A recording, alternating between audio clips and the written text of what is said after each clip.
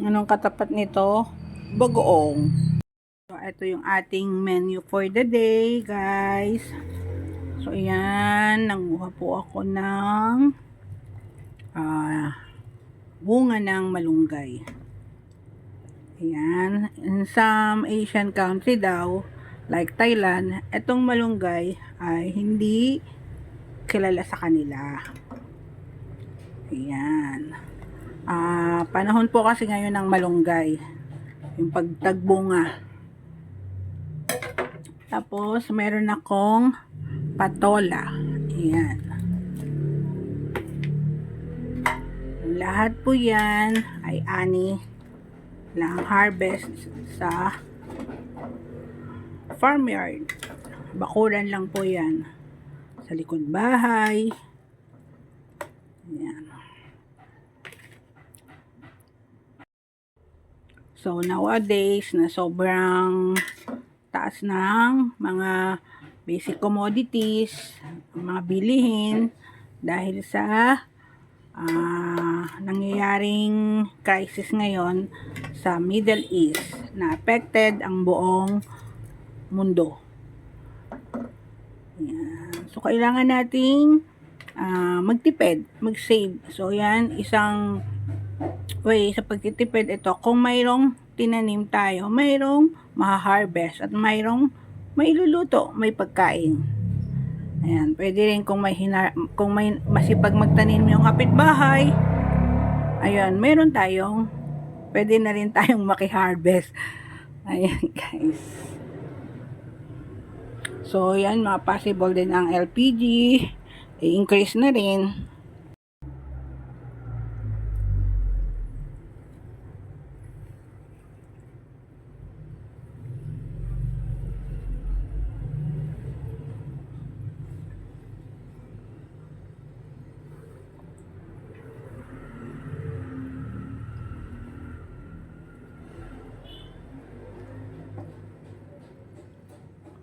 So guys, yan, kumakain ba kayo niyan? Ito. Ayan po yung talbos ng bulaklak at talbos ng kalabasa. So meron ding konting leaves ng ito ng malunggay. Yan, nakasama na rin po dito, hinimay ko ito. So this is malunggay. Ayan. May mga ilang dahon din ng malunggay. So, ito, nagpakulo ako ng tubig. Tapos, naglagay ako ng onion, konting ginger.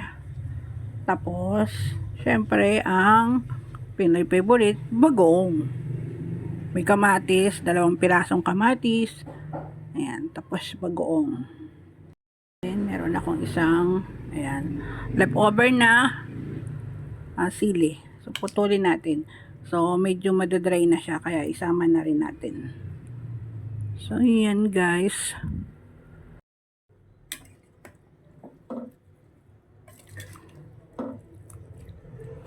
So, bali, sinahugan natin siya ng isda, fish, ayan.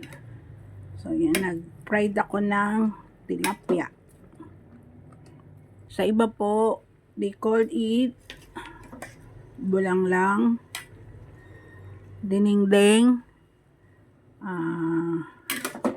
tinalbog na gulay, sa party ng Ilonggo, Bisaya, it's called laswa. So, ayan na guys, luto na po yung ating bulanglang na bulaklak ng kalabasa, malunggay, patola, with fish tilapia. Ayan. So, tikman natin.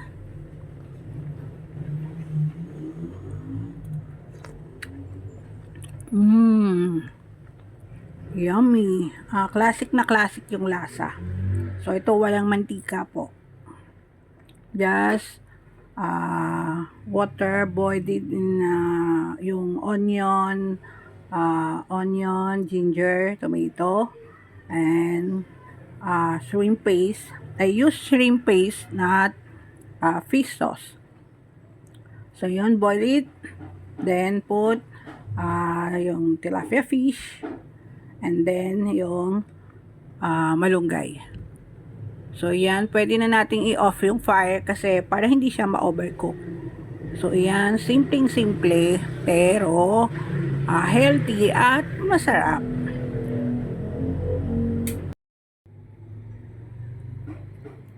At guys, tikman natin. Ayan.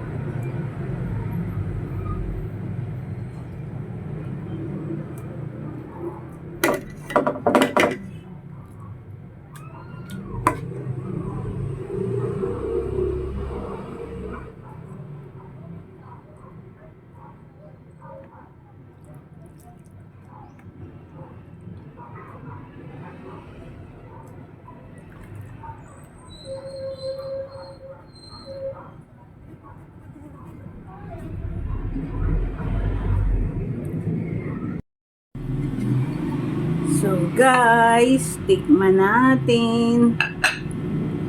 So tikman po natin tong ating nilutong laswa o bulang lang. Dinengdeng, bulang lang, laswa, tinalbog, so whatsoever. Basta masarap po. Ayan.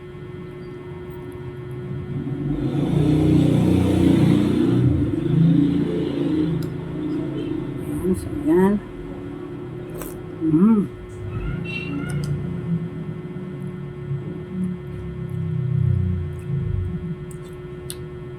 Ang tagal kong hinintay na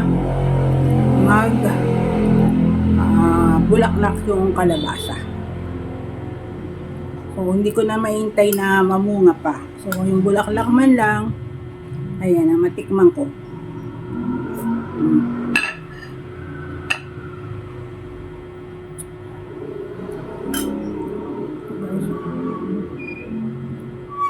Ang sarap, oh.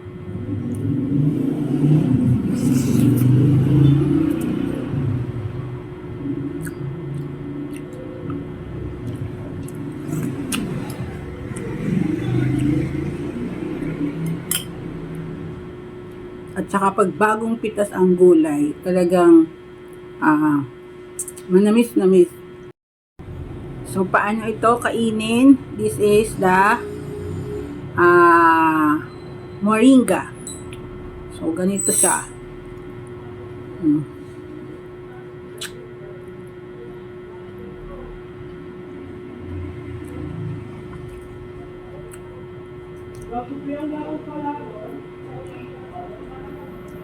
Alam nyo guys, nung bata ako, hindi po ako kumakain ng malunggay o dahon ng malunggay o bunga ng malunggay.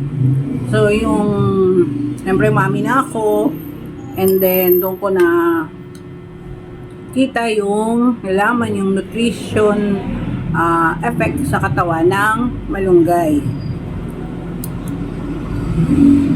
Yan, yung value niya sa ating health, yung malunggay.